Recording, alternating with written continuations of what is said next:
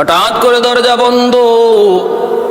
এমন কি গোপন, এমন কি জরুরি কথা, যেই কথা বলতে হলে দরজা বন্ধ করতে হবে, আমার হাসান হুসাইনকে পাশ থেকে সরাই দিতে হবে। ভাইরা বন্ধুরা, আবার একটু মনোযোগ দিয়ে শুনুন। বলতেছেন, স্বামী গো একটু পাশে বসো। আমি স্বপ্ন যুগে বুঝতে পেরেছি আমার আব্বা জান আমাকে আমার মৃত্যুর সুসংবাদ দিয়েছেন। ও স্বামী, বাবার ইন্তেকালের সময় আমার কানে কানে আব্বা একটা কথা বলেছিলেন, তখন আমি কাঁদছিলাম।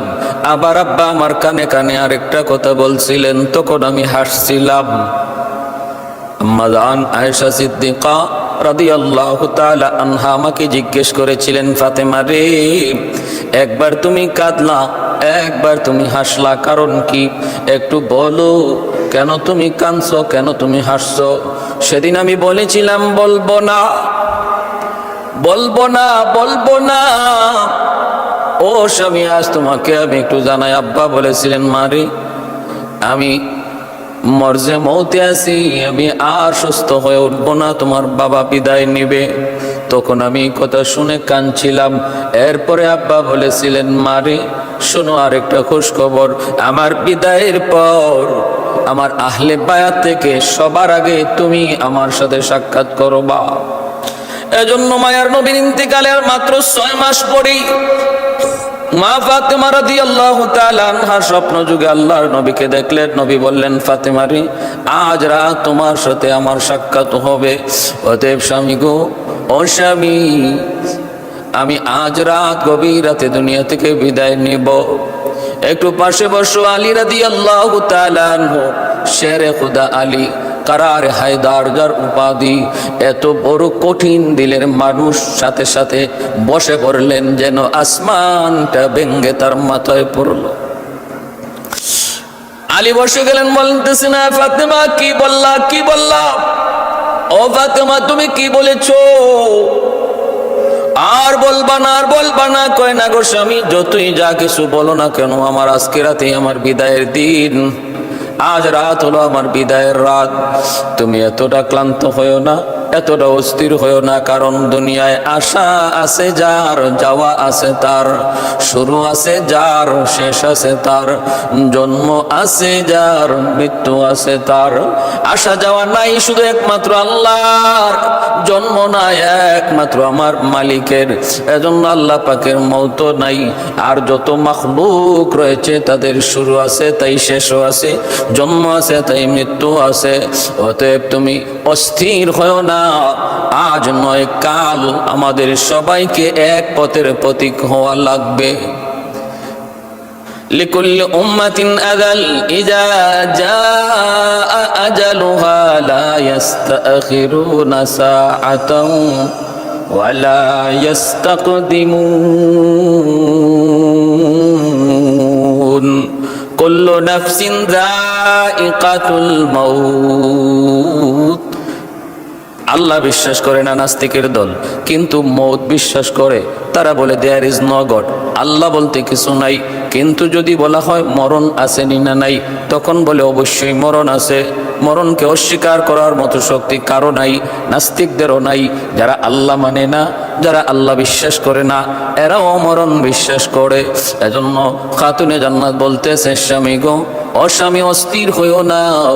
এটা এমন এক বিষয় যার থেকে পালাইবার কোনো সুযোগ নাই, তোমারও নাই, আমারও নাই। আজ আমি যাচ্ছি, কাল তুমি যাবা, এভাবে সবাই আমরা এক পথের প্রতীক। স্বামী গো, আমার পাশে একটু বসো।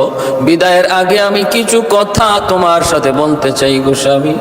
1 নম্বর, আমার কিছু দাবি আছে আমার ইন্তেকালের পর।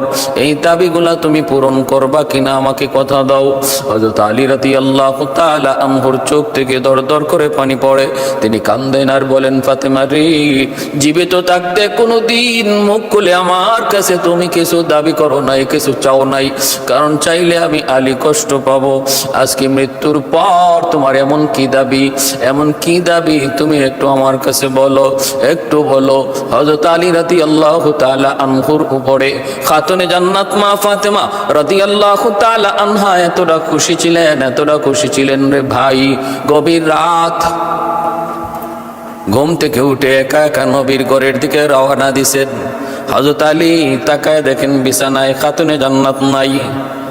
পিছনে তিনিও রওনা দিছেন। দেখেন আল্লাহর নবীর ঘরের সামনে যায় তিনি ডাক দিলেন, নবীজি দরজা খুললেন।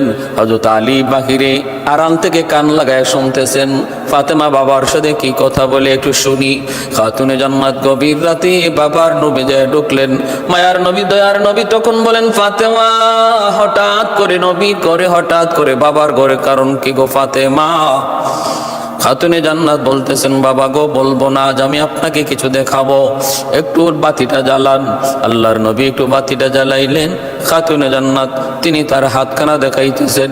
আমার নবী রহমতের নবী, তিনি দেখেন হাতের তালু আছে, চামড়া নাই, যেন লাল হয়ে একটা গোশতের টুকরা জমে আছে। কারণ ঘরের সমস্ত কাজ একা একা করেন। এ ভাই, শুধু ঘরের কাজ নয়, গম পিষা থেকে শুরু করে, আটা বানানো থেকে শুরু করে, কাই বানানো থেকে শুরু করে, কাপড় ধোয়া থেকে শুরু করে এমন কোনো কাজ ছিল না যা খাতুনে জান্নাত তিনি করতেন না। এজন্য হাতের চামড়াটা খুলে পড়ে গেছে, চামড়াটা খসে পড়ে গেছে, জায়গায় জায়গায় ঠুসা হয়ে গেছে। আমার নবী রহমতের নবী, মায়ার নবীর চোখ দিয়ে দর দর করে পানি চলে আসলো। নবীজি সাথে সাথে হাত উঠায় বলতেছেন, মালিক, আমার ফাতেমা এত সুন্দরী, আমার ফাতেমার জন্য কত রাজপুত্র, কত শিল্পপতির ছেলে বিয়ের জন্য প্রস্তাব দিয়েছে। আমার নবী রহমতের নবীর মেয়ে খাতুনে জান্নাত কত সুন্দরী ছিলেন। আল্লাহর নবী তার এক হাদিসে বলেন, আমার ফাতেমা এত সুন্দরী, আল্লাহ তাকে এত রূপ, এত লাবণ্যতা দিয়া সৃষ্টি করেছেন, জান্নাতের হুররা পর্যন্ত তার সুন্দর দেখে তারা অভিমান করবে, হিংসা করবে, ঈর্ষা করবে। জান্নাতি হুরেরা পর্যন্ত তার সৌন্দর্য দেখে ঈর্ষা করবে। ওই অবস্থায় নবীজি বলতেছেন, মালিক, আমার ফাতেমার জন্য কত রাজপুত্র, কত শিল্পপতির ছেলে বিয়ের প্রস্তাব দিয়েছে, আমি কারো কাছে বিয়ে দেই নাই। আলীর সাথে তুমি বিয়ের গটকালি করেছ। এমন একটা গরিব আলীর ঘরে আমার মেয়েটার গটকালি তুমি করেছ। ও মালিক, আমার ফাতেমা কাজ করতে করতে সে তো তার হাতটা একদম নষ্ট করে ফেলেছে। নবী কান্দেন। ওই অবস্থায় নবীজি দেখেন ফাতেমা ঘোমটাটা দিয়ে দরজা খুলে যেন তিনি চলে যাইতেছেন, তিনি গুসা করেছেন, রাগ করেছেন। আল্লাহর নবী তখন বলতেছেন, ফাতেমা রে, আমি তো তোমার বিরুদ্ধে কিছু বলি নাই। খাতুনে জান্নাত বলতেছেন, বাবা গো, ও বাবা, আমার স্বামীর বিরুদ্ধে কিছু বললো আমি সইতে পারি না। ও বাবা, একজন স্ত্রী তার স্বামীর ঘরে এসি, গাড়ি, বাড়ি, দামি দামি আসবাব, কোটি কোটি টাকা চায় না। একজন স্ত্রী তার স্বামীর ঘরে যে জিনিসটা সর্বপ্রথম চায় সেটা হলো স্বামীর ভালোবাসা। যে স্ত্রী তার স্বামীর বুক ভরা ভালোবাসা পায়, এই স্ত্রীর চেয়ে দুনিয়াতে সুখী আর কোনো স্ত্রী নাই। আর যে বিবি স্বামীর কোনো ভালোবাসা পায় না, কিন্তু কোটি কোটি টাকার মালিক স্বামী, এই টাকায় তার শান্তি দেয় না, সুখ দেয় না। 3 বেলা যদি পেট পুরে নাও খাই, মনে রাখো গন আব্বা জান, তোমার জামাতা আলী আমাকে বুক ভরা ভালোবাসা দেয়। আল্লাহর নবী শুকরিয়া আদায় করলেন। আল্লাহর নবী আল্লাহর কাছে শুকরিয়া আদায় করলেন আর বলতেছেন, মারি, আমি তো এটাই চাই। আল্লাহর নবী এমনও হাদিসে বলেছেন, মহিলারা, স্ত্রীরা ভালো করে খেয়াল করে শোনো, মা বোনেরা, নবী বলেন, যদি আল্লাহর পরে কাউকে সেজদা করার বিধান থাকতো, তাহলে আল্লাহ বলতেন প্রত্যেক স্ত্রী যেন তার স্বামীকে সেজদা দেয়। এতটা সম্মান, এতটা ইজ্জত আল্লাহ একজন স্বামীকে দিয়েছেন। এজন্যই হযরতে রুকাইয়া রাদিয়াল্লাহু তাআলা আনহা, নবীজির মেয়ে, প্রথম বিবাহ হয়েছিল আবু জেহেলের ছেলের সঙ্গে। পরে যখন বিবাহ ভঙ্গ হয়, আল্লাহর নবী হযরত ওসমান গনি রাদিয়াল্লাহু তাআলা আনহুর সাথে বিবাহ দেন। একদিন হযরত ওসমান গনির বিরুদ্ধে একটা অভিযোগ নিয়ে হযরতে রুকাইয়া তিনি নবীর কাছে এসেছিলেন। মায়ার নবী তখন যে জবাব দিয়েছিলেন শুনবেন। আহা, মায়ার নবী তখন বলেছিলেন, মারি, স্ত্রী স্বামীর বিরুদ্ধে অভিযোগ করবে এটা আমি নবী পছন্দ করি না। কোন স্ত্রী তার স্বামীর বিরুদ্ধে অভিযোগ করবে এটা আমি নবী পছন্দ করি না। যাও মা, যাও স্বামীর ঘরে যাও। নবী হাত ধরে স্বামীর ঘরে দিয়ে আসলেন। একটা ঘটনার দিকে লক্ষ্য করো মা বোনেরা, একটু খেয়াল করে শোনো। একজন স্বামী সে জানে সারা দিন একটু রোজগারের জন্য সে কত অপমান সয়, কত জুলুম, কত তুফান তার উপরে বয়ে যায়। এরপরও স্বামী ধৈর্য ধরে, কারণ ঘরে তার বিবি, তার সন্তান তার অপেক্ষায় বসা। সন্তানেরাও বুঝ, সন্তানেরাও তাকায় আছে, বাবা আমাদের জন্য খানার ব্যবস্থা করবে। স্ত্রী অপেক্ষায় দাঁড়িয়েছে, স্বামী আসবে, স্বামী আসবে, এরপরে চুলায় আগুন জ্বালাবো। এই কথাগুলি মাথায় রেখে একজন স্বামী বাহির জগতে কত অপমান না সইতে হয়, কত ঝগড়া, কত তুফান, কত অভিযোগ, কত গাল বন্ধই না তারে শুনতে হয়। কখনো বা মালিকের পক্ষ থেকে, কখনো বা সাধারণ মানুষের সাথেও হয়। রিক্সা চালক প্যাসেঞ্জারের কাছ থেকে কত কথাই না শুনে। এত কিছু শোনার পরও হজম করে ঘরে যখন ফিরে, মা বোনের একটু খেয়াল করে শোনো, আসা মাত্রই তার কাছে তুমি তোমার দাবি দাবা পেশ করো না। লোকটার একটু বোঝার চেষ্টা করো, হাত পাকা নিয়ে আসো, আনন্দ দাও, আরাম দাও, একটু আরামের ব্যবস্থা করো, একটু পানির ব্যবস্থা করো, ঠান্ডা পানি নিয়ে আসো। তারপর পাশে বসে তারে একটু বাতাস করে একটু পানি পান করি। এরপরে যদি প্রয়োজন হয় ঠান্ডা মাথায় তুমি তোমার প্রয়োজন, হাজত, ঘরের হাজতের কথা বলতে পারো। কিন্তু মা ফাতেমা রাদিয়াল্লাহু তাআলা আনহা জীবন জিন্দেগি কাটায় দিলেন হযরত আলীর সাথে। হায়দার আলী তিনি বলেন, ফাতেমা জীবনে কোনো দিন আমার কাছে কোনো দাবি করে নাই, বরং আমি বলেছিলাম, ফাতেমা তোমার হাতটা নষ্ট হয়ে যাইতেছে কাজ করে করে, দেখো না নবীর দরবারে যায় কোনো বাদী পাওয়া যায় কিনা, আল্লাহর নবী কোনো একটা বাদী দিয়া তোমাকে সহযোগিতা করেন কিনা। কিন্তু মায়ার নবী যখন এমন বললেন, খাতুনে জান্নাত তিনি তো গোসা করেছেন, রাগ করেছেন, বাবা গো সাহায্য করতে পারবা না সেটা ভিন্ন কথা, কিন্তু আমার স্বামী বিরুদ্ধে কিছু বইল না। আল্লাহর নবী, রহমতের নবী শুকরিয়া আদায় করেন। দরজার পাশেই দাঁড়িয়ে আলী সব কিছু শুনলেন। আলী চলে গেলেন, চোখের পানিটা মুছে মুছে ঘরে চলে গেলেন। ফাতেমা ঘরে যাওয়ার আগে আগেই আর শুকরিয়া আদায় করেন, মালিক এমন একটা স্ত্রী, এমন একটা বিবি তুমি আমাকে দান করেছ। আল মারআতু সালিহা খায়রুম মিনাদ দুনিয়া ওয়া মা ফিহা। নবী বলেন, নেককার দিনদার স্ত্রী যদি কারো ঘরে থাকে, দুনিয়ার সমস্ত সম্পদের ভিতরে সবচেয়ে বড় সম্পদ হলো একজন নেককার দিনদার বুঝদার সমঝদার একজন স্ত্রী। স্বামীর জন্য দুনিয়ার সবচেয়ে বড় সম্পদ, সবচেয়ে বড় সম্পদ। ভাইরা বন্ধুরা, হযরত আলী রাদিয়াল্লাহু তাআলা আনহু ঘরে আসলেন। এইদিকে আল্লাহর নবী কলিজার টুকরা মেয়ে ফাতেমা রাদিয়াল্লাহু তাআলা আনহা ইন্তেকালের আগ মুহূর্তে হযরত আলী রাদিয়াল্লাহু তাআলা আনহুকে বলতেছেন, স্বামী গো, আমার মৃত্যুর পর আমার কয়েকটা দাবি তুমি পূরণ করবা কিনা কথা দাও। আলী চোখের পানি মুছে না রে বলেন, ফাতেমারি জীবনে কোনোদিন আমার কাছে কোনো দাবি করো নাই, করলে আমি কষ্ট পাবো, এজন্য মৃত্যুর পর এমন কি দাবি আছে তোমার যেটা পূরণ করতে হবে, একটু বলো।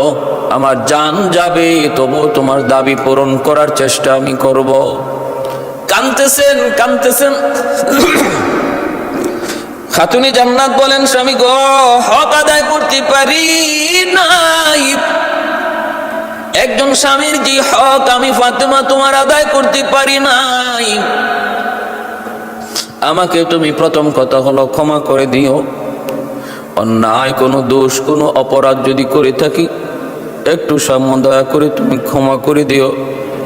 আমি তোমার মনে কোনো কষ্ট নিয়ে কবরে যেতে চাই না, কারণ আমি আমার আব্বার জবানে শুনেছি, কোনো স্ত্রী যদি স্বামীকে সন্তুষ্ট রেখে কবরে যায়, কবরে যাইতে দেরি, জান্নাত পাইতে দেরি নাই। আর কোন স্ত্রী যদি স্বামীকে নারাজ করে কবরে যায়, সে যত বড় দিনদার, যত বড় নেককার, যত বড় নামাজি হোক না কেন, আল্লাহ তৈরি জান্নাত সে পাবে না, মিলবে না। অতএব স্বামী গো, স্বামী একটু আমার উপর রাজি আর খুশি হয়ে যাও। জানি না জানা অজানায় কোনো কষ্ট তোমাকে দিয়ে ফেলছি কিনা। হযরত আলী রাদিয়াল্লাহু তাআলা আনহু কপালে চুমু খাইতেছেন আর আদর করে বলতেছেন, ফাতেমা রে, আমি গরিব হওয়ার কারণে আমি তোমার কোন সাধ্য মতো তোমার কোনো একটা প্রয়োজন, কোনো একটা হাজত আমি পুরা করতে পারি নাই। কারণ বিয়ের সময়টাতে মোহর দেওয়ার মতো ক্ষমতা আমার ছিল না। আল্লাহর নবী বলেছিলেন, আলী মোহরানা বাবা, তোমার বর্মটা তুমি বিক্রি করো। হযরত আলী রাদিয়াল্লাহু তাআলা আনহু এই বর্ম নিয়ে রওনা দিয়েছিলেন। উসমান গনি রাদিয়াল্লাহু তাআলা আনহু রাস্তায় পেয়ে গেলেন, আলী তুমি কোথায় যাও? বর্মটা বিক্রি করব মোহরানা বাবদ।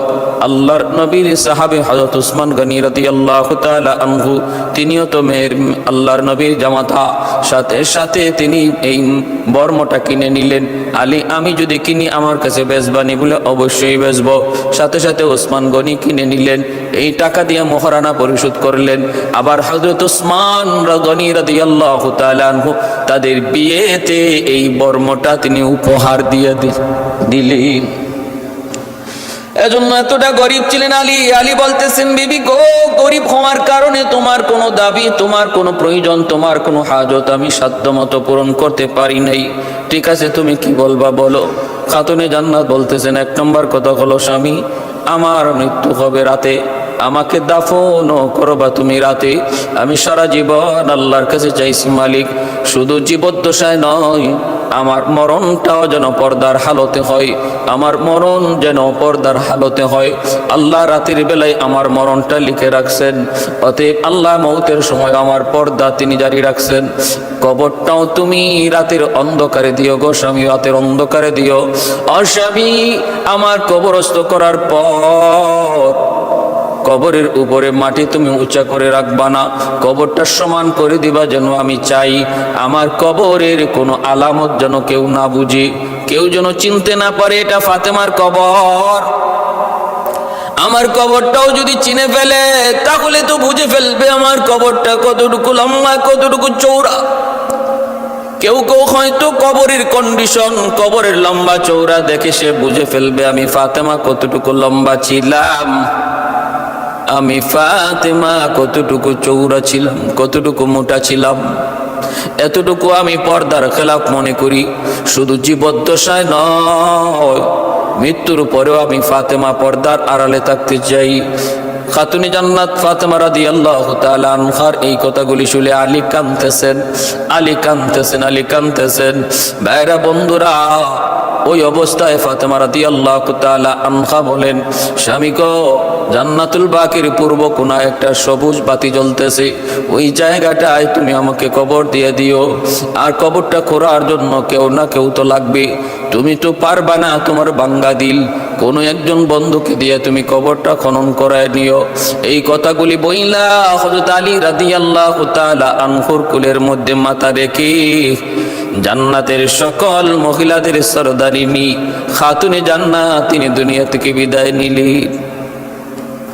হযরত আলী আবু যর গিফারি রাদিয়াল্লাহু তাআলা আনহুর বাড়ির সামনে যায় কাঁদতেছেন। গভীর রাত, আবু যর গিফারি কান্নার আওয়াজ শুনে দরজা খুলে দেখেন কারার হায়দার।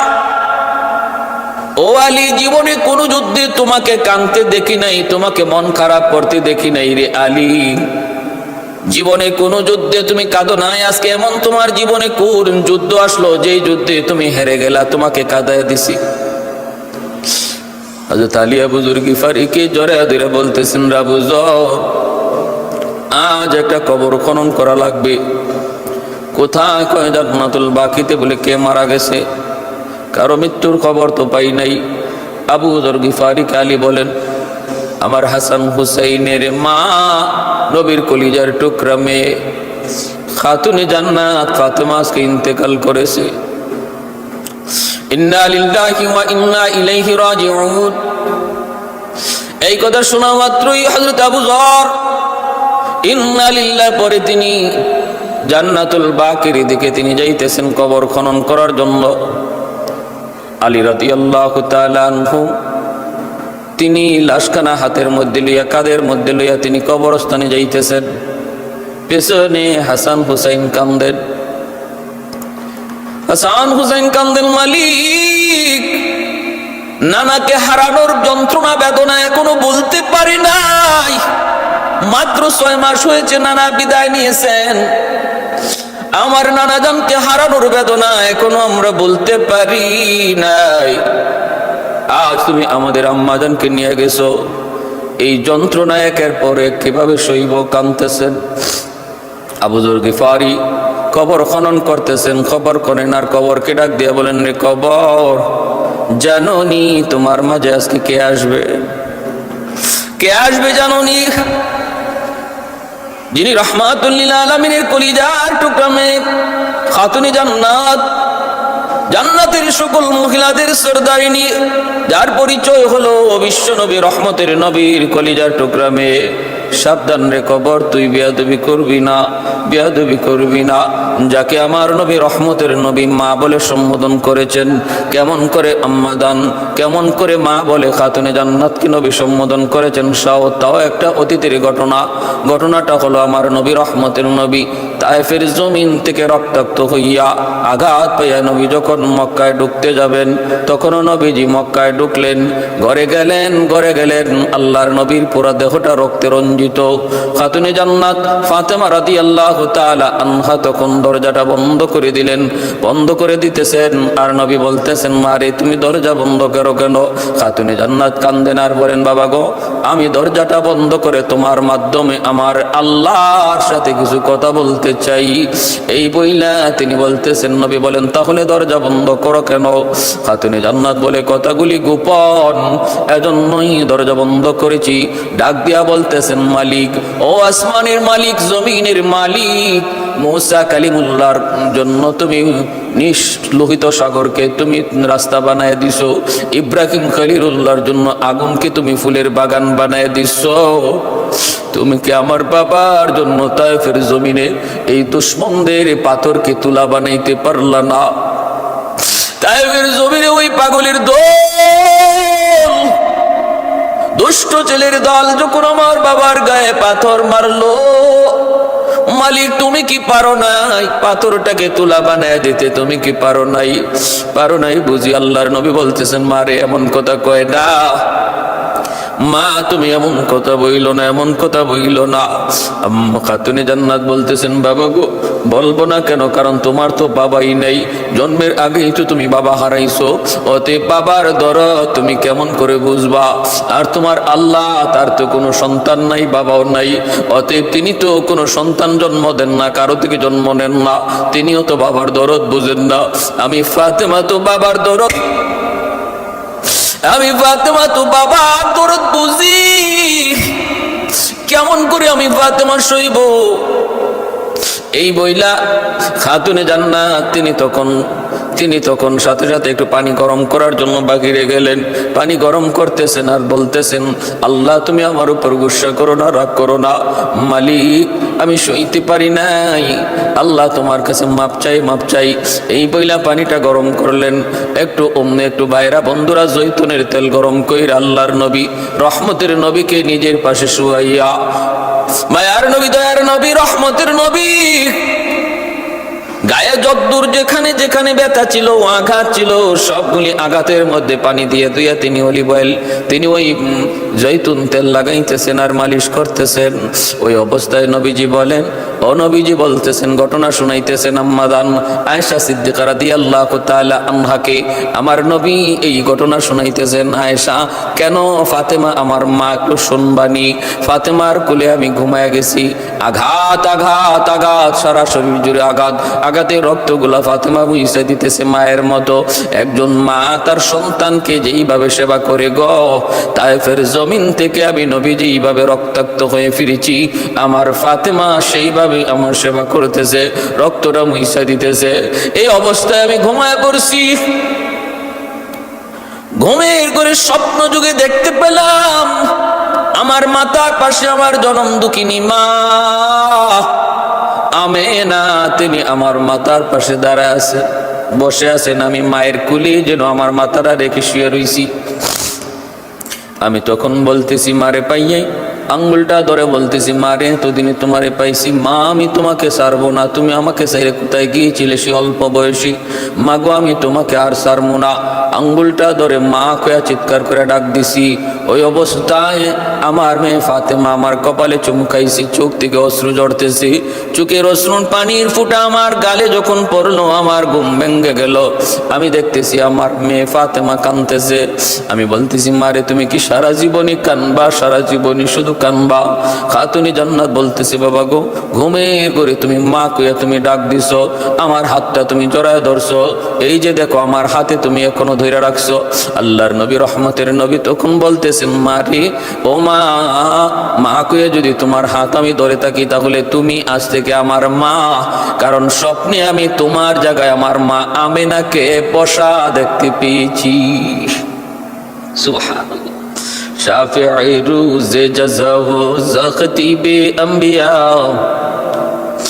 শাফিঈ রোজে জাযা ও খতিবে আম্বিয়া, সাহেবে হাউজুল ওয়াজিল খুদা রোজে আতীদ, সাহেবে হাউজুল ওয়াজিল খুদা রোজে আতীদ, সাহেবে আসরানে উনামুস আকবর বরমলা,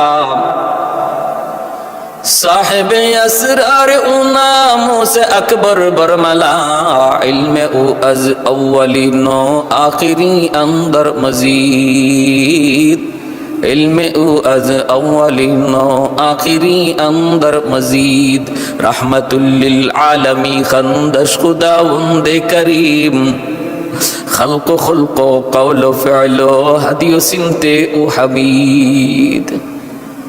আমার ভাই এজন্য আবু যর গিফারি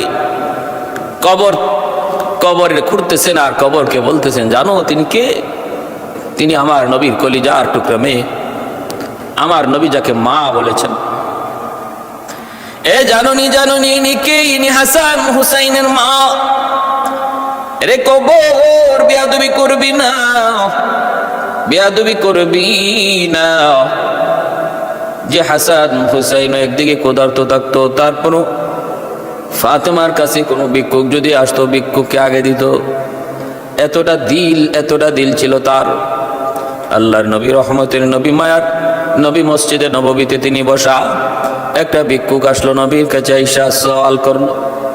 আল্লাহ বলেন ওয়া আম্মাস সাইলা ফালা তানহার, বন্ধু কোন সাইল যখন সওয়াল করে তারে ধমক দিও না, ধমক দিয়া তারাই দিও না, সাধ্য অনুযায়ী তার সাহায্য করো, না পারলে বুঝের সাথে তারে বলো। আল্লাহর নবী তালাশ করে দেখেন ভিক্ষুককে দেওয়ার মতো কিছুই নাই। নবী বলতেছেন আমার কাছে কিছুই নাই, ওই যে আমার মেয়ের ঘর, ফাতেমার ঘর, তুমি ফাতেমার কাছে একটু যাও, আমার মন বলে ফাতেমা তোমাকে কিছু দিয়ে সাহায্য করবে। অথচ নবী জানতেন ফাতেমার ঘরেও কিছু নাই, কারণ নবীর ঘরে যখন কিছু নাই, ফাতেমার ঘরে কিছু নাই, নবীর ঘরে কিছু নাই, আবু বকরের ঘরে কিছু নাই, নবীর ঘরে কিছু নাই, উমরের ঘরে কিছু নাই, আমার নবীর ঘরে কিছু থাকতো, ফাতেমার ঘরেও থাকতো, আবু বকর উমরের ঘরেও থাকতো। আল্লাহর নবী ভিক্ষুককে দেখায় দিলেন। ভিক্ষুক তখন বলতেছে আপনি যে আমাকে আপনার মেয়ের ঘরের দিকে পাঠাইতেছেন, আপনার মেয়ে কেমন করে বিশ্বাস করবে? আপনি যে পাঠাইছেন এর একটা আলামত দিন, এর একটা সনদ দিন, প্রমাণ দিন। আল্লাহর নবী তখন বলতেছেন যাও রে আমার সালমান ফারসি রাদিয়াল্লাহু তাআলা আনহু, সাহাবায়ে কেরামের ভিতরে সবচেয়ে বেশি হায়াত পেয়েছিলেন, লম্বা হায়াত, 350 বছর হায়াত পেয়েছিলেন। 120 বছর বয়সে সালমান ফারসি তিনি কালেমা পড়ে মুসলমান হয়েছিলেন। আল্লাহর নবী তখন এই বয়স্ক সাহাবী হযরত সালমান ফারসি রাদিয়াল্লাহু তাআলা আনহুকে বলতেছেন সালমান, ভিক্ষুকের সাথে তুমি যাও, যেন তোমাকে দেখে আমার ফাতেমা বুঝে ফেলে আমি তারে পাঠাইছি। সালমান ফারসি ভিক্ষুককে নিয়ে খাতুনে জান্নাত মা ফাতেমা রাদিয়াল্লাহু তাআলা আনহার দরজার সামনে তিনি আয়েশা ডাক দিলেন, মা ফাতেমা, নবী পাঠাইছেন একজন ভিক্ষুক, করে কিছু আছে কিনা একটু ভিক্ষুককে দিয়ে সাহায্য করো। সালমান ফারসি রাদিয়াল্লাহু তাআলা আনহুর কণ্ঠ শোনার পর সাথে সাথে খাতুনে জান্নাত বুঝে ফেলেছেন আমার আব্বা জান ভিক্ষুকরে পাঠাইছেন। আর ভিক্ষুকও কত চালাকের চালাক, কয় আমি নিজে একা যাব না, একজন সাক্ষী দিয়া দেন, দলিল দেন, প্রমাণ দেন। আমাদের দেশেও এমন কিছু চালাক ভিক্ষুক আছে। থানভী রহমতুল্লাহি আলাইহির কিতাবে এরকম একটা কিচ্ছা বললাম। এক ভিক্ষুক বাদশার সামনে গেছে, গিয়া ভিক্ষা চাইছে। বাদশা বলতেছে আমার কাছে দেওয়ার কিছু নাই, আল্লাহর কাছে চাও। তখন ভিক্ষুক বলছে ঠিক আছে, সে চলে গেছে। কিছু দূর গিয়া ভিক্ষুক আবার ফিরত আসছে, আইসা বলতেছে যাবো না, আল্লাহর কাছে চাইছিলাম। আল্লাহ বলছেন যে আল্লাহ নাকি সম্পদ আপনার কাছে জমা রাখছেন, এখান থেকে আমার নিতে বলছেন। বাসায় কই বাপরি বাপ, ভিক্ষুক তো আমার চেয়ে ডাবল চালাক। এরকমই একটা ভিক্ষুক চালাকি করে বুদ্ধি করে সালমান ফার্সিকে সাথে নিয়ে গেল। হযরত সালমান ফার্সি রাদিয়াল্লাহু তাআলা আনহু যখন মা ফাতেমা রাদিয়াল্লাহু তাআলা আনহার কাছে এই কথা বললেন, খাতুনে জান্নাত পুরা ঘর তালাশ করলেন, ভিক্ষুককে দেওয়ার মতো কিছুই পেলেন না।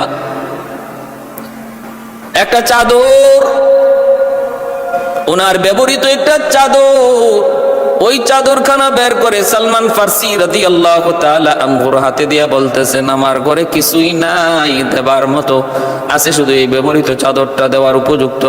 এই চাদরটা ওই যে একজন ইহুদির বাড়ি, সে একজন বড় ধনী মানুষ, তার কাছে এই চাদরটা বন্ধক রেখে কিছু নিয়ে আসেন, যা দিয়া ভিক্ষুককে বিদায় করা যায়। সালমান ফার্সি রাদিয়াল্লাহু তাআলা আনহু এই চাদরখানা নিয়ে তিনি পাশে ইহুদির এক বাড়িতে গেলেন। ওই ইহুদি বড় ধনী মানুষ ছিল, ধনাঢ্য মানুষ। ডাক দিলেন, ইহুদি বের হলো। বের হওয়ার পর তিনি বলতেছেন এই চাদরখানা বন্ধক রাখুন, আর চাদরটা বন্ধক রেখে এর বিনিময়ে কিছু দিন, যা দিয়া ভিক্ষুককে বিদায় করা যায়। সুবহানাল্লাহ, আল্লাহু আকবার। কি পরিমাণ উদারতা ছিল, কি পরিমাণ দানশীলতার গুণ তাদের মধ্যে ছিল।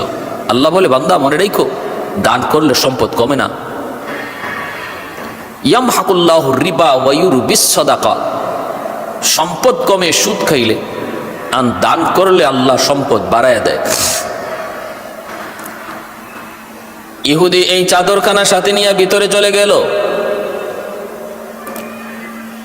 বেশ কিছুক্ষণ পর চাদর হাতে নিয়ে যখন সালমান ফার্সির সামনে আসলো, তখন তারা তাকায় দেখেন ইহুদির মাথা থেকে গোসলের পানি পড়তেছে। বোঝা যায় সেই টাইমের ভিতরে গোসল করেছে। সালমান ফার্সি বলতেছেন কি ব্যাপার, তোমার এত দেরি হলো কেন? ইহুদি বলতেছে রে সালমান, কথা পরে বলবো, আগে আমাকে কালেমা পড়ে মুসলমান বানায় নাও। যা কিছু বলার পরে বলবো, আমাকে আগে তাড়াতাড়ি কালেমা পড়ে মুসলমান বানাও। সালমান ফার্সি বলেন ঘটনা কি? আমি আসলাম তোমার কাছে চাদর বন্ধক রাখার জন্য, এই মুহূর্তে তোমার মুসলমান হওয়ার শখ জাগলো। ঘটনা কি, কোন কারণে, কি হয়েছে একটু খুলে বলো। ইহুদি বলতেছে ও সালমান, তাহলে একটু শুনো, আমি তাওরাত কিতাবের একজন পণ্ডিত। তাওরাত কিতাবের মধ্যে আমি পেয়েছি আখিরি জমানার নবী যিনি হবেন, এই হবে তার গুণ, এই হবে তার গুণ, এই হবে তার গুণ, সমস্ত গুণাবলী একে একে আমি মুহাম্মাদুর রাসূলুল্লাহর কাছে পেয়েছি। একটা গুণের কথা তাওরাত কিতাবে লেখা ছিল, তার কাছে একদিন একজন ভিক্ষুক আসবে, ওই ভিক্ষুককে ভিক্ষা দেওয়ার মতো তিনি কিছুই পাবেন না। তিনি পাঠায় দিবেন মেয়ের ঘরে, মেয়েও তামাম ঘর তালাশ করে কিছু পাবে না। একটা চাদর ভিক্ষুককে হাতে দিয়ে এক ইহুদির বাড়িতে পাঠাবে, এই চাদরখানা বন্ধক রেখে ভিক্ষুককে কিছু দেওয়ার জন্য। ও সালমান, আমি এই আলামত, এই গুণটা পাওয়ার অপেক্ষায় ছিলাম রে সালমান। আজ আমার এই গুণটাও পাওয়া হয়ে গেছে। আমি চাদরখানা দেখে চিনে ফেলেছি। তুমি তো কিছুই বলো নাই চাদরখানা কার, কিন্তু আমি চাদরখানা দেখে চিনে ফেলেছি। চাদর আর কারো নয়, এই চাদর হলো খাতুনে জান্নাত মা ফাতেমার চাদর। অতএব এই আলামতটা আমার পাওয়া এখনো বাকি ছিল, এই আলামতটাও আমি পায়া গেছি, এই গুণটাও পায়া গেছি। অতএব আমি আর দেরি করতে চাই না, এখনই আমাকে কালেমা পড়াইয়া নবীর দরবারে নিয়ে চলো। সুবহানাল্লাহ। कौनैन मुख्तार खुदा तुमको बनाया, कौनैन मुख्तार खुदा तुमको बनाया, उम्मत का निगाहबान खुदा तुमको बनाया, उम्मत का निगाहबान खुदा तुमको बनाया। मौला मेरा आका मेरा रहमत की नबी है, ताजदार मदीना है तो माहे अरबी है, ताजदार मदीना है तो माहे अरबी है। মনে আছে শেখ আব্দুল কাদের জিলানী রহমতুল্লাহ আলাইহি তিনি মুরিদদেরকে জোহরার ব্যাখ্যা দিচ্ছেন। জোহরা তিনি কে ছিলেন, তারে আল্লাহ কেমন গোপন করে রাখছেন, কেমন পর্দার ভিতরে রাখছেন।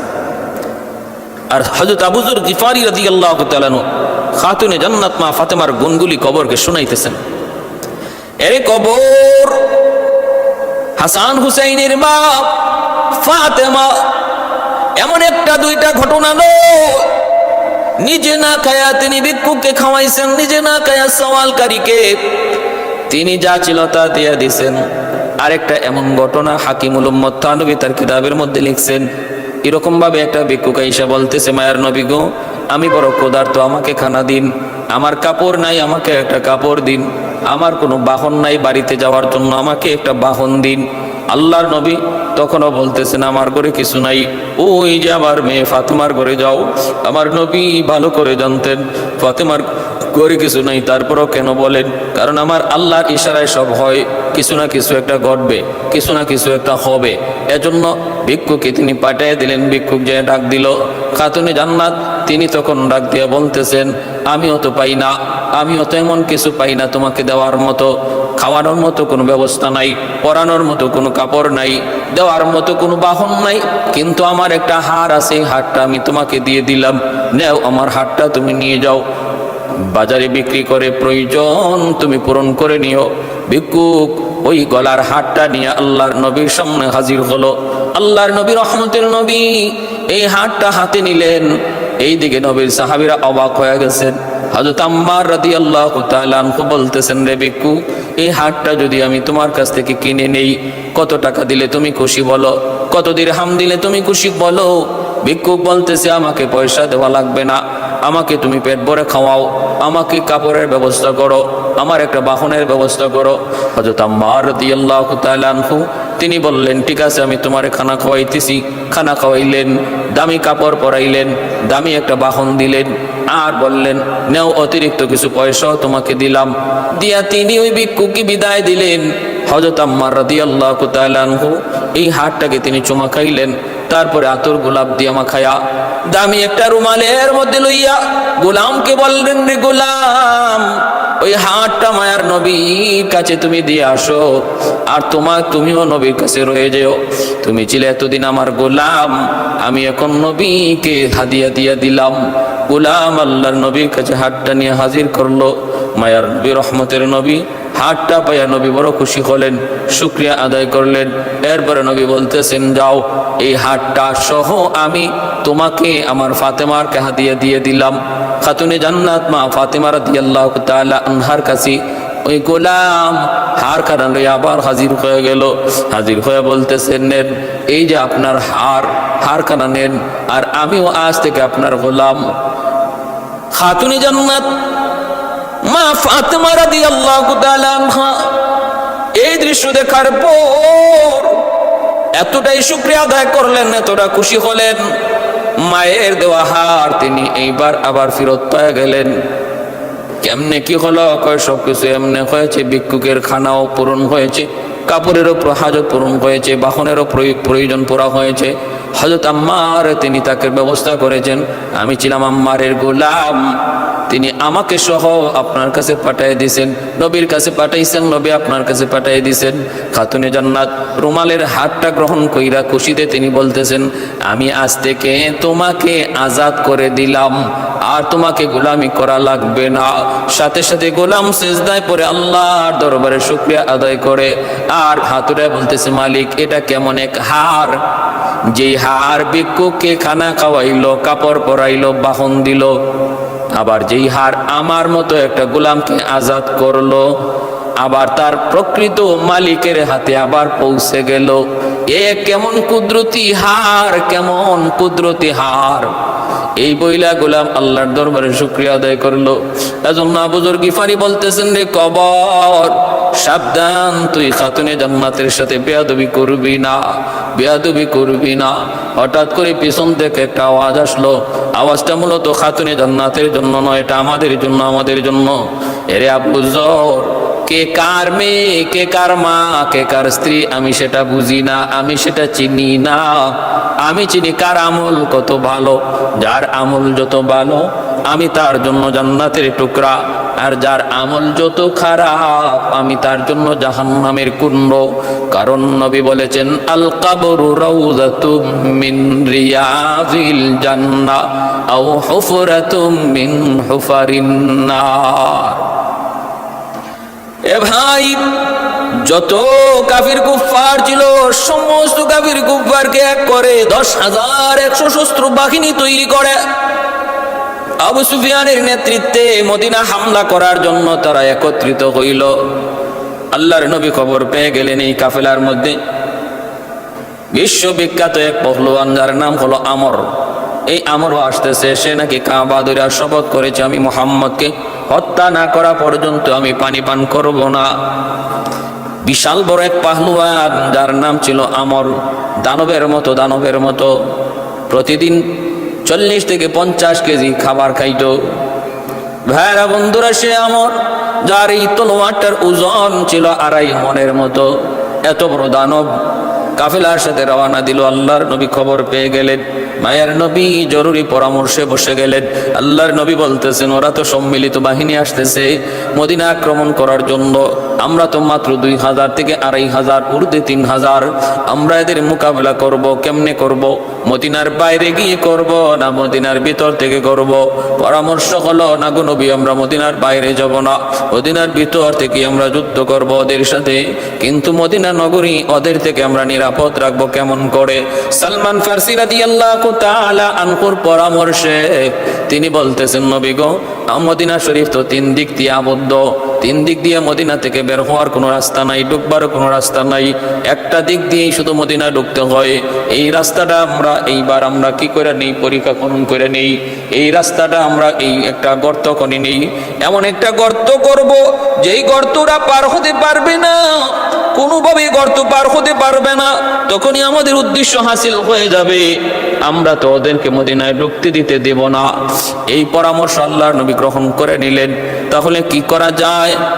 সম্মিলিত বাহিনীর মোকাবেলার জন্য আল্লাহর নবী সাহাবায়ে কেরামদেরকে নিয়ে ওই গর্ত খনন করা, পরীক্ষা খনন করার কাজে লিপ্ত হলেন।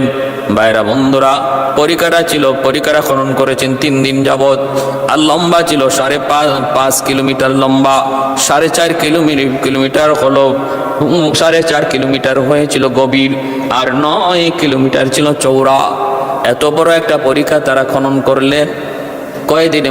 6 দিনে। আল্লাহর নবী নিজেও পরীক্ষা খননে লিপ্ত ছিলেন। ক্ষুধার যন্ত্রণা, পেটে ক্ষুধা, তড়িৎ গতিতে করা লাগবে কাজ। সম্মিলিত বাহিনী রওনা দিয়া দিছে।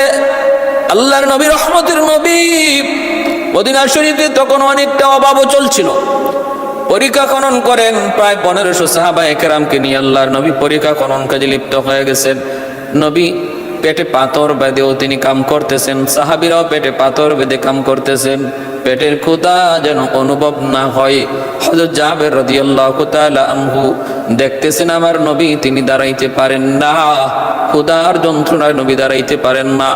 জাবের দৌড় দিয়া চলে গেলেন বিবির কাছে, যায় বলতেছেন, বিবি গো, ঘরে কোনো খানা আসেনি গো, আমার নবী তো দাঁড়াইতে পারেন না পেটের ক্ষুধায়। বিবি বলতেছে, কিছু রুটি ব্যবস্থা করা যাবে, আর একটা বকরি আছে, বকরিটা জবাই করো, 4-5 জনে হয়তো খানা খাওয়া যাবে। হযরত জাবের রাদিয়াল্লাহু তাআলা আনহু বকরিটা জবাই করে মায়ার নবীর কাছে আইসা কানে কানে বলতেছেন, ওগো নবীজি, আজ দুপুর বেলা জাবেরের বাড়িতে আপনার দাওয়াত। আল্লাহর নবী, রহমতের নবী, তিনি দাওয়াত কবুল করেছেন। কিন্তু একা একা নবী কেমন করে দাওয়াত খাইতে যান? কারণ নবীর সাথে 1500 সাহাবী, তারাও তো প্রচন্ড ক্ষুধার্ত। আমার নবী তো রহমতের নবী, দয়ার নবী। পাথরের উপরে উইটা নবী বলতেছেন, সাহাবীরা রে, সবাই আমরা ক্ষুধার্ত। আজ দুপুর বেলা তোমাদের ভাই জাবের তোমাদের সবাইকে তার বাড়িতে দাওয়াত করেছে। সুবহানাল্লাহ। হযরত জাবের রাদিয়াল্লাহু তাআলা আনহুর চোখগুলো বড় বড় হয়ে গেছে, অবাক হয়ে গেছে। হায় হায়, আমি বললাম নবীকে আপনার দাওয়াত, আর নবী দয়ার নবী 1500 সাহাবীর দাওয়াত দিয়ে দিছেন। এখন 4-5 জনের খাবার 1500 মানুষ কেমন করে খাবে? টেনশন হওয়ার কথা কিনা? হযরত জাবের রাদিয়াল্লাহু তাআলা চিন্তায় পড়ে গেলেন, চোখগুলো বড় বড় হয়ে গেল। পেরেশান তো হবেনি। দৌড়ে বিবির কাছে গেলেন, বিবি গো, এখন কি করব? তাড়াতাড়ি সমাধান দাও, কি করব? সমস্যা তো জটিল।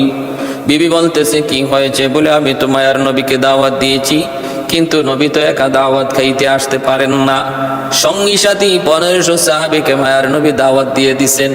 এখন কি করব একটু বলুন। আমাদের সমাজের মহিলা হইলে কইতো বুঝছি, হুজুরে দাওয়াত দিলাম, এরপরে দেখা যায় হুজুর আরো 10 জন লই আইছি। হুজুরদের খাসলত স্বভাবটাই এমন, দাওয়াত দেই যদি 3 জন, সাথে আয় 7 জন, দাওয়াত দেই যদি 7 জন, সাথে আয় 15 জন 14 জন। ঠিক আছে, চলো খাইবো। কেমনে খাইবো জানি না, ঘরে তালা দিয়ে আমরা বাপের বাড়ি চলে যাই, ঘরে তালা দিয়ে আমরা বাপের বাড়ি চলে যাই, দেখি কিভাবে আইসা খায়। কিন্তু না না, নবীর যুগের মহিলারা এমন ছিলেন না। কি পরিমাণ তাদের ইয়াকিন, কি পরিমাণ বিশ্বাস, একটু মা বোনেরা খেয়াল করে শোনো।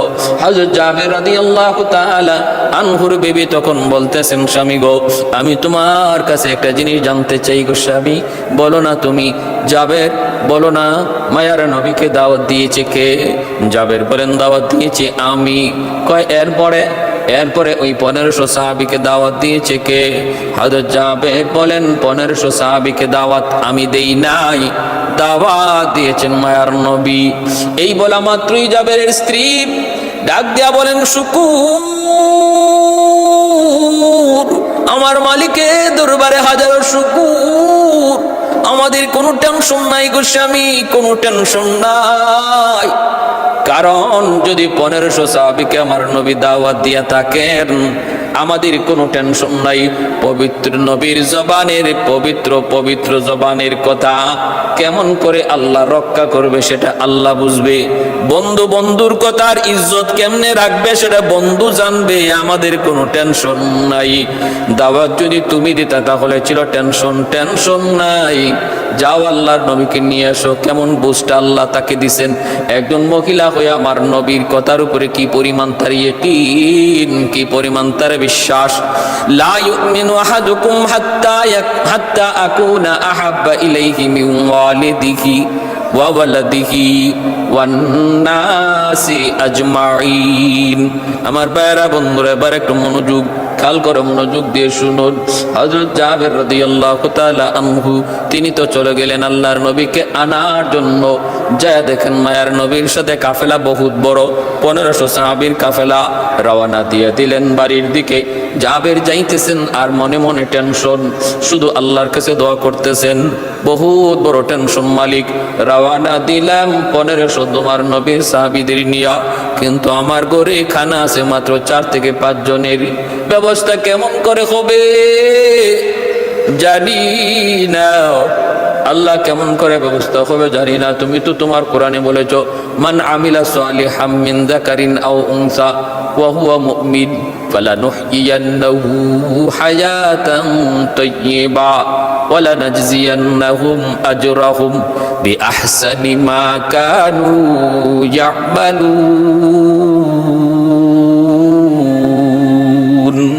তুমি তো বলেছো যে ইমানের সাথে আমল করবে, নেক আমল করবে, দুনিয়াতে তার হায়াতের জিন্দেগি, পবিত্র হায়াতের জিন্দেগি তুমি তারে দান করবে, তারে রিজিকের মধ্যে তুমি বরকত দিবে। আল্লাহ তুমি আজকে বরকতের ব্যবস্থা কইরো। এবার মায়ার নবী, রহমতের নবী জাবেরের হালত দেখে ডাক দিলেন, যাবে কাছে আসো। কাছে আনার পর আল্লাহর নবী বলতেছেন, রে জাবের, তুমি বুঝি মহা টেনশন করতেছো? কোনো টেনশন করো না, আমার আল্লাহ আমাকে জানিয়ে দিছে আজকে তোমাদের অল্প খানার মধ্যে এমন বরকত হবে 1500 সাহাবী খাওয়ার পরেও বরকত কমবে না।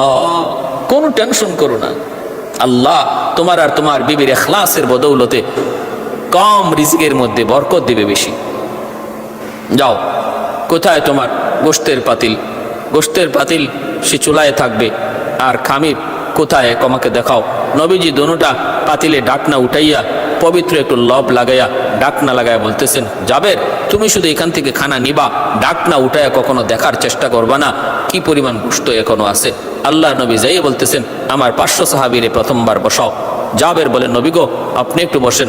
জাবের বলতেছেন, নবী গো আল্লাহ আমার মা বাবা আপনার উপর কুরবান, আপনি একটু বসেন। নবী বলতেছেন, জাবের না, আজ আমি তোমার বাড়ির মেহমান নই, আমি হলাম মেজবান, মেহমান হলো আমার সাহাবীরা। 500 জন সাহাবী খানা খাইলো। নবী দেখতেছেন আর বলতেছেন, জাবের এইদিকে আরো রুটি দাও, এখানে আরো গোশত দাও। এইভাবে নবী তখন মেহমানদারি করতেছেন। 500 সাহাবী পেট বইরা খানা খাওয়া শেষ, আরো 500কে নবী বসাইলেন। এই 500 জন নবী খানা খাওয়াইলেন। এরপরে 500 জন বসাইলেন, এই 500 জনকেও খানা খাওয়াইলেন। 3 বেচে 1,500 সাহাবীর খানা শেষ। হযরত জাবের রাদিয়াল্লাহু তাআলা আনহু টেনশনে পড়ে গেলেন। 4 জনের খাবার খাইলো 1,500 মানুষ। হায়, এখনো এই পাতিলে খানা আসেনি না নাই জানি না। আমার মায়ার নবী, রহমতের নবী এখনো খানা খান নাই। হায়, যদি পাতিলে খানা না থাকে রে, আমার তো খানা কোনো না কোনো ভাবে ব্যবস্থা করতে হবে। জাবের আর ধৈর্য ধরতে পারলেন না, দৌড় দিয়ে তিনি পাতিলের কাছে চলে গেলেন। যায় তিনি ডাকটা উঠায় ফেললেন। নবী নিষেধ করলেন, রে যাবে না, না ডাকনা উঠাও না। এরপরও জাবের আর ধৈর্য ধরতে পারলেন না, তিনি যা ডাকনাটা উঠায় ফেললেন। ডাকনাটা উঠানো মাত্র আল্লাহর নবী বলতেছেন, রে যাবে কি করলা তুমি, কি করলা? জাবের তাকায় দেখেন পাতিলের মধ্যে শুরুতে যেই পরিমাণ গোশত ছিল এখনো সেই পরিমাণ গোশত আছে, 1 জাররা পরিমাণ গোশত কমে নাই। নবী বলতেছেন, জাবের যদি তুমি আজকে এই ডাকনা না উঠাইতা তাহলে মদিনার সমস্ত মানুষকে যদি খানা খাওয়ানো হইতো, তোমার খানা বিন্দু পরিমাণ কমতো না। ভাইরা বন্ধুরা, 1500 সাহাবী নিয়ে মায়ার নবী খন্দক পরিখা খনন করলেন। সম্মিলিত বাহিনী আবু সুফিয়ানের নেতৃত্বে মদিনার কাছাকাছি চলে আসলো বিশ্ববিখ্যাত পাহলুয়ান আমরকে লইয়া। আইসেই তারা দেখে বিশাল বড় একটা পরিখা। এই পরিখা তারা ঘোড়ার উপরে চড় হইয়া কেমনে পাড়ি দিবে, সম্ভব না। পারে কিনারায় তার অবস্থান করলো। পরিখার ওই পারে নবী, নবীর সাহাবীরা, আর ওই পারে হলো সম্মিলিত কাফেরদের বাহিনী। পাথর নিক্ষেপ শুরু হলো, তীর মারা শুরু হলো। পার হওয়ার মতো অবস্থা নাই। ওই অবস্থায় মক্কার সম্মিলিত কাফির বাহিনী তারা ওখানেই কোন রকম তাবু বানায় অবস্থান করলো। আর হাতের দ্বারাই ঢিল চোরাচুরি হইতেছে, তীর মারা হইতেছে। আল্লাহর নবী, রহমতের নবী, সাহাবায়ে কেরামদেরকে নিয়ে ওই পরিখার পারে তিনি নবী নিজে দাঁড়ানো। এখান থেকেই যুদ্ধ চলছে। ভাইরা বন্ধুরা, দিন যায় রাত যায়, একদিন 2 দিন নয়, প্রায় 6 সপ্তাহ চলে গেল। 6 সপ্তাহ চলে গেল। এইদিকে কাফেররা, মক্কার সম্মিলিত বাহিনী 10,000 মানুষ, প্রতিদিন খানার প্রয়োজন, আবার পানির প্রয়োজন, আবার তাদের জন্য হাজতের প্রয়োজন। একদিন 2 দিন নয়, প্রায় মাসের উপরে যখন চলে গেল, ওদের রসদপত্র ফুরায় গেল, পানি ফুরায় গেল। অভাব আস্তে আস্তে বাড়তে লাগলো। চিন্তায় পড়ে গেল, কই হায় এখন কি করব? এই অবস্থায় আমরা আর কতদিন থাকবো? আমরা আর কতদিন এই অবস্থায় থাকবো? ওই অবস্থায় যে বিশ্ববিখ্যাত পাহলওয়ান আমর, সে কয় আমি আর পারলাম না, যে কোনো মূল্যে আমি পরীক্ষা পার হয়ে যাব। এই বইলা সে কিছু সঙ্গী সাথী নিয়া ঠিকই সে ঘোড়া চালাইয়া একটা দিক দিয়ে পার হয়ে গেল। হইয়ে ডাকতে শুরু করলো, রে মুসলমানের দল, আসুনি এমন কেউ, আমি আমরের তলোয়ারের সামনে আসবা?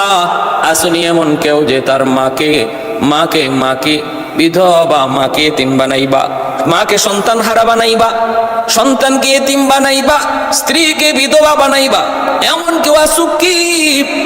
এ মুসলমানেরা, তোমরা তো শুনেছি মরলে শহীদ, আসুক এমন কেউ? শহীদের তামান্না মনে রাখো। কেউ তো সাহস করে না, কেউ সাহস করে না। আল্লাহর নবীও তখন ডাকতেছেন, আসো এমন কি কোন সাহাবী যে আমরের মোকাবেলায় দাঁড়াবা? সাহাবীরাও কেউ মাথা উঠান না, ভয় পেয়ে গেছেন। হায়, সাহাবীরা বলতেছেন, নবী গো, এই এত বড় পাহলওয়ানের সাথে কে লড়বে? হযরত আলী রাদিয়াল্লাহু তাআলা আনহুর সাথে দাঁড়ায় গেলেন। দাঁড়ায় বলতেছেন, ইয়া রাসূলুল্লাহ, আমাকে অনুমতি দেন গো নবী, আমি ওর বিরুদ্ধে লড়ব। আল্লাহর নবী বলে, আলী বয়স মাত্র তোমার 23, তুমি ছোট্ট, তুমি বসো। নবী আবার ডাক দিলেন, আর অন্য কেউ আসো কি? কেউ তো উঠে না। আলী আবার দাঁড়ালেন। 3 বার কারারে হায়দার আলী রাদিয়াল্লাহু তাআলা আনহু শেরে খুদা আলী যখন দাঁড়ালেন, তখন নবী অনুমতি দিয়ে দিলেন, যাও যাও, আমি আল্লাহর কাছে তোমার জন্য সাহায্য চাইতেছি। আলী যাও, আল্লাহর হাওলা করে তোমাকে দিলাম। আলী রাদিয়াল্লাহু তাআলা আনহু শেরে খুদা আলী তিনি আমরের সামনে এসে তিনি দাঁড়ালেন। আমর ডাক দেয়া, কই কে তুই? হযরত আলী বলতেছেন, আমি কারারে হায়দার শেরে খুদা আলী। কার ছেলে? কই আবু তালিবের ছেলে। কই রে আলী, আবু তালিবের সাথে আমার বড় একটা ভালো সম্পর্ক ছিল, বন্ধুত্ব ছিল, আমি চাই না বন্ধুর ছেলেকে আমি নিজের হাতে হত্যা করবো। আলী তুমি চলে যাও। আলী বলতেছেন, আমি তো চলে যাওয়ার জন্য আসি নাই। আমর বলে, আমি তোমাকে মারবো না। আলী বলেন, আমি তোমাকে মারতে চাই। এই কথা বলা মাত্রই আমার ক্ষিপ্র বেগে আলী রাদিয়াল্লাহু তাআলা আনহুর ঢালে তলোয়ার দিয়ে আঘাত করলো। আঘাত করা মাত্রই হযরত আলী রাদিয়াল্লাহু তাআলা আনহু কৌশলে তিনি আঘাত প্রতিহত করলেন। তবু কিছুটা আঁচ তার কপালে, তার গালে লাগছিল, কিন্তু বড় কোনো আঘাত নয়। এরপরে হযরত আলী বলতেছেন, এবার আমার আঘাত তুমি সামলাও রে। জানোস নি আমার মা আমার নাম রাখছেন কারার হায়দার। কায়দার শব্দ, কারার শব্দের অর্থ হলো ফিরে ফিরে আক্রমণ। হায়দার বলা হয় ওই সিংহকে, যে সিংহ জীবনে কোনোদিন পরাজিত হয় না, সামনে যা পায় সব কিছু সাফা করে নিয়ে যায়। আমার মা আমার নাম রাখছেন হায়দার। এই হায়দার নাম শোনা মাত্রই আমরের কলিজা কামড় দেওয়া উঠছে, কারণ আমরের মা সেও ছিল একজন জ্যোতিষী। আমরের মা বলেছিল, রে বাবা, তোর নাম রাখলাম আমর, বিশ্ববিখ্যাত পহলওয়ান হবে, কেউ তোর সাথে পারবে না। কিন্তু আমি মা জ্যোতিষী বিদ্যা পড়ে যা বুঝলাম, হায়দার নামে এক ব্যক্তির সাথে তোমার পরাজয় হবে এবং তার হাতে তোমার মৃত্যু হবে। যদি কোনো দিন তুমি বুঝো আর জানো যে হায়দার নামে কেউ সামনে এসেছি, আমি মা বললাম তার সামনে তুমি যেও না, কারণ আমি জ্যোতিষী বিদ্যা পড়ে যা বুঝলাম তুমি তার হাতে হত্যা হবে। হায়দার নাম শোনা মাত্র আমরের ভয় অন্তরে জাগলো। আলী রাদিয়াল্লাহু তাআলা আর ছাড়েন নাই, ক্ষিপ্র বেগে আঘাত করলেন। ইতিহাসের পাতায় এর চেয়ে বড় আক্রমণ পৃথিবীতে আর কোনোদিন হয় নাই, আর হবেও না। এত বড় আঘাত, এত বড় হামলা, ঢালটা দ্বিখণ্ডিত হয়েছে। এমনকি তার মাথা থেকে একদম পা পর্যন্ত পুরা বডিটারে একদম 2 ভাগ করে ফেলেছেন হযরত আলী রাদিয়াল্লাহু তাআলা আনহু। हैदर तेरा नाम से इस्लाम रहेगा, हैदर तेरा नाम से इस्लाम रहेगा, दुनिया की शजाअत में तेरा नाम रहेगा, दुनिया की शजाअत में तेरा नाम रहेगा, उस्मान तेरा नाम से इस्लाम रहेगा, दुनिया की सखावत में तेरा नाम रहेगा, दुनिया की सखावत में तेरा नाम रहेगा। अल्लाह नबी रहमतेर नबी নারায়ে তাকবীর আল্লাহু আকবারের আওয়াজে আকাশ বাতাস মুখরিত হয়ে গেল। আমরের দ্বিখণ্ডিত বডি দেখে সঙ্গী সাথী যারা ছিল সব ভাগতে লাগলো। তখন ওই পারে যাওয়ার পর কাফেরদের মধ্যে ভয় সৃষ্টি হয়ে গেল। তাদের ভরসা ছিল যার উপর, সে আমর দ্বিখণ্ডিত হয়ে গেছে আলীর তলোয়ারের সামনে। আলীর তলোয়ারের সামনে শের খুদা আলী। ওই অবস্থায় আল্লাহ পাক রব্বুল আলামিনের কাছে আল্লাহর নবী দোয়া চাইলেন, আল্লাহ আল্লাহ আমাদের অবস্থা বেহাল হয়ে গেছে। ওই সময়টাতে একাধারে 4 ওয়াক্ত নামাজ কাদা হয়ে গেছিল। কাফেররা এতটা পেরেশানির মধ্যে রেখেছিল মায়ার নবীকে। আমার ভাইয়েরা বন্ধুরা, নবীজি আল্লাহর কাছে দোয়া করেন, আল্লাহ পাক রব্বুল আলামিন সাহায্য নাজিল করলেন। ছিল প্রচন্ড শীতের মৌসুম, মুষলধারে বৃষ্টি নাজিল হলো, আবার ঝড় তুফান হলো। ওই বৃষ্টি আর তুফানের কারণে বেঈমানরা এমনিই তো তারা দুর্বল হয়ে পড়ছিল, আবার বৃষ্টি আর তুফানে তাদের এই তাঁবুগুলো উড়াইয়া নিয়ে গেছে, আর তাদের ঠান্ডা আর শীত বেড়ে গেছে। আবু সুফিয়ান বলতেছে, আর থাকার মতো অবস্থা নাই, চলো আমরা তাড়াতাড়ি এখান থেকে ভাগি। হায় ওই অবস্থায় আল্লাহর নবী একজন সাহাবীকে পাঠাইছিলেন, যাও তো ঝড়ের পর তাদের হালতটাকে একটু দেখে আসো। আবু সুফিয়ান টের পেয়ে গেল গুপ্তচর হয়তো কেউ ঢুকেছে আমাদের হালত দেখার জন্য। আবু সুফিয়ান বলতেছে, মুসলমানদের পক্ষ থেকে কেউ হয়তো বা আমাদের ভিতরে গুপ্তচর ঢুকেছে, তোমার পাশে যে আছে তার হাত ধরে জিজ্ঞেস করো তার পরিচয় কি। এই অবস্থায় নবী সাহাবী তিনি আওয়াজটা টের পেয়ে তিনি সাথে সাথে বুদ্ধি করে পাশে দাঁড়ায় আসছিল যে কাফের, তার হাত ধরে বলতেছেন, বলো তো তুমি কে, তোমার পরিচয় কি, পরিচয় দিয়ে দিছে। ফলে সে আবার আমার ভাইরা বন্ধুরা তিনি আয়েশা জানায় দিলেন নবী ওরা ভাগছে। আল্লাহ নবী রহমতের নবী যায় দেখেন সম্মিলিত বাহিনী পরাস্ত হলো এবং তারা এখান থেকে অত্যন্ত অত্যন্ত অত্যন্ত কষ্ট নিয়ে অপমানজনক পরাজয় বরণ করে তারা এখান থেকে বিদায় নিল। আল্লাহ নবী সাহাবাই কেরামদেরকে নিয়ে মদিনায় ঢুকলেন। নবীজি তিনি বর্ম খুলে ফেলবেন, জিব্রাইল আমিন বলতেছে, নবী গো যুদ্ধের বর্ম আপনি খুলে ফেলতেছেন, আমি জিব্রাইল কিন্তু এখনো খুলি নাই। বলে কেন? কই যে ইহুদিদের বস্তি বেঈমান ইহুদি বনু কুরাইজা, ওদের সাথে যুদ্ধ করা লাগবে। কারণ এই বনু কুরাইজা ইহুদি গোত্রের সাথে আল্লাহর নবীর সন্ধি ছিল। মদিনার পাশেই ইহুদি একটা গোত্র বনু কুরাইজা, ওদের সাথে সন্ধি ছিল যে মদিনা যদি দুশমনের দ্বারা আক্রান্ত হয় আমরা সম্মিলিতভাবে দেশ রক্ষা করব, ধর্ম যার যার দেশ সবার। কিন্তু ওই ইহুদিরা এই সন্ধি তারা ভঙ্গ করেছে, গাদ্দারি করেছে, সম্মিলিত বাহিনীর সাথে যোগ দিছে। এজন্য জিব্রাইল বলেন এদের প্রতিশোধ না নিয়া আমরি যুদ্ধের বর্ম খোলা যাবে না। আল্লাহ নবী রহমতের নবী সাহাবাই কেরামদেরকে নিয়ে তখন রওনা দিলেন বনু কুরাইজা দখল করার জন্য। নবী সেখানে গেলেন, যায় দেখেন বিশাল এক ফটক, বিশাল এক দরজা, তাদের ভিতরে ঢোকার মতো অবস্থান নাই। আল্লাহ নবী বাহির থেকে সাহাবাই কেরামদেরকে নিয়ে অবস্থান করলেন আর বাহির থেকে সমস্ত খাদ্যদ্রব্য পানি এগুলা ভিতরে প্রবেশ করা বন্ধ করে দিলেন, ওদের খাবার ভিতরে প্রবেশ করা বন্ধ করে দিলেন। 21 দিন পর্যন্ত বনু কুরাইজাকে আল্লাহ নবী যখন অবরুদ্ধ করে রাখলেন তাদের এই গাদ্দারির কারণে, তখন তারা ভিতর থেকে নিরুপায় হয়ে বলতেছে যে আমরা আপনার মদিনার আউস গোত্রের লিডার আবু লুবাবার সাথে একটু পরামর্শ করতে চাই, একটু সুযোগ দেন। কারণ আউস গোত্রের সাথে ইহুদি বনু কুরাইজার একটা সম্পর্ক আগে থেকেই ভালো ছিল, এজন্য এরা চাইলো যে আউস গোত্রের আবু লুবাবার সাথে তারা একটু পরামর্শ করবে। এদিকে আল্লাহর নবী রহমতের নবীর সিদ্ধান্ত, নবীজি এদেরকে সাথ দিবেন না। আল্লাহরও সিদ্ধান্ত জিব্রাইলও শুনাইছেন এই গাদ্দারদেরকে সাথ দেওয়া যাবে না, এদেরকে হত্যা করতে হবে। আবু লুবাবাকে আল্লাহ নবী পাঠাইলেন, যাও ওরা তোমাকে ডাকতেছে। তিনি ভিতরে গেলেন। বনু কুরাইজার কাফির ইহুদিরা বলতেছে আমাদের ব্যাপারে সিদ্ধান্ত কি মুহাম্মদের, আমরা যে আত্মসমর্পণ করি আমরা কি ক্ষমা পাবো? আবু লুবাবা মুখে কোনো জবাব না দিয়া হাতটা গর্দানের মধ্যে রেখে এইভাবে দেখাইলেন, অর্থাৎ বুঝাইলেন তোমাদের গর্দান আলাদা করা হবে। এতে ইহুদিরা বুঝে ফেললো যে আমরা আত্মসমর্পণ করলেও আমরা বাঁচতে পারবো না, বাঁচার কোনো পথ নাই। আবু লুবাবা মদিনায় চলে আসলেন, কিন্তু তিনি অনুতপ্ত হলেন, হায় আমি তো খেয়ানত করেছি, নবী আমাদেরকে পাঠাইছিলেন আমানতদারির সাথে, কিন্তু আমি তো গোপন কথা জানাই দিছি। হযরত আবু লুবাবা মসজিদে নববীর এই খাম্বার সঙ্গে এসে হাতটা বাঁধলেন, হাত বাইদা বলতেছেন আমি বহুত বড় খাইন, বহুত বড় আমানত খেয়ানত করেছি, আমি অন্যায় করেছি, আমাকে যদি আমার আল্লাহ ক্ষমা না করে আমি কখনো এই হাত খুলবো না। তোমরা আত্মীয় স্বজনকে বলতেছেন আমার সাথে কেউ আসো না গো, আমি বহুত বড় অন্যায় করেছি, আমার হাত তোমরা কেউ খুলবা না, পানি পান করাইবা না, খানা খাওয়াইবা না। আল্লাহর নবী রহমতের নবী দয়ার নবী তিনি তো ওই জায়গায় তাদেরকে অবরোধ করে আছেন। সব কিছু বন্ধ করে দেওয়ার পর যখন ইহুদিরা বুঝলো আর কোনো উপায় নাই, ওই অবস্থায় ইহুদিরা বলল আমরা আপনার সাহাবী আউস গোত্রের লিডার সাদ ইবনে মুআজ, তিনি যা বলেন সেটাই আমরা মেনে নিব, আপনি মানেন কিনা? নবী বললেন আমিও মানি। সাদ ইবনে মুআজ তোমাদের ব্যাপারে যে সিদ্ধান্ত দিবে সেটাই ফাইনাল। ওদের ধারণা ছিল সাদ ইবনে মুআজ তাদের ব্যাপারে একটু রহম করবে, একটু দয়া করবে, কারণ আউস গোত্রের সাথে তাদের পূর্বদিনের বন্ধুত্ব। সাদ ইবনে মুআজ আহত ছিলেন, মদিনা থেকে তারে আনা হলো। আল্লাহ নবী রহমতের নবী বলেন সাদ তোমাকে ওরা সালিসী মানছে, বিচারক মানছে, তুমি বিচার করো। সাদ ইবনে মুআজ রাদিয়াল্লাহু তাআলা আনহু তিনি বিচার করবেন। বিচার করতে যায় তিনি ভাবতেছেন আমি বন্ধুত্বের কথা চিন্তা করে কোনো লাভ নাই, ন্যায় বিচার যদি না করি আমি কখন মারা যাই ঠিক নাই। ন্যায় বিচার হলো আল্লাহর কোরআনের বিধান, তাওরাতের বিধান, তাওরাত কিতাবের বিধানটা ওনার জানা, কেউ যদি গাদ্দারি করে তার শাস্তি হলো মৃত্যুদণ্ড।